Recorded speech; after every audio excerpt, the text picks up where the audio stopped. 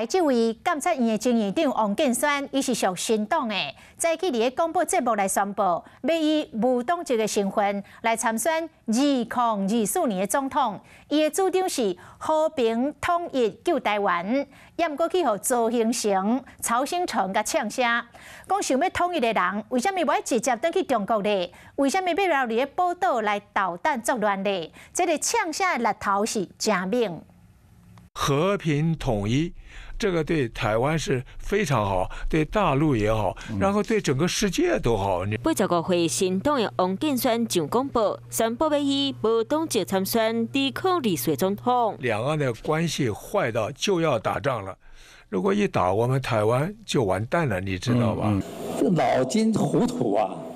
大陆这样下才完蛋。伫咧立法院的前联电董事长周兴成是认为美国、日本、韩国真侪民众拢讨厌中国，感觉中国无救啊。很糊涂了，老了赶快退休，哎，不要乱讲话。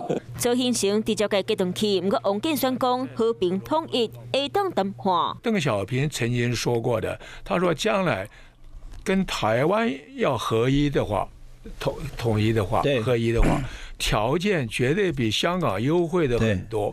我估计，只要你承认它是中国统一一个中国，其他的它都可以照我们的。你要统一你就回中国去，你干嘛拉着我们去跟他统一呢？你问王建轩吧，你为什么拉着我们去统一？就统一就回去就好了。Why？ 周兴成嘛建议，若介意中国就要起生存，是安怎要留伫咧台湾呢？王建轩讲，为着和平统一，一定要起出来。要毋过，若真正要选总统，就必须要先通过连署一关。嗨，我是庄宇杰。想要看到更多的新闻内容吗？赶快订阅华视新闻的 YouTube 频道，并且开启小铃铛，跟着宇杰一起看新闻吧。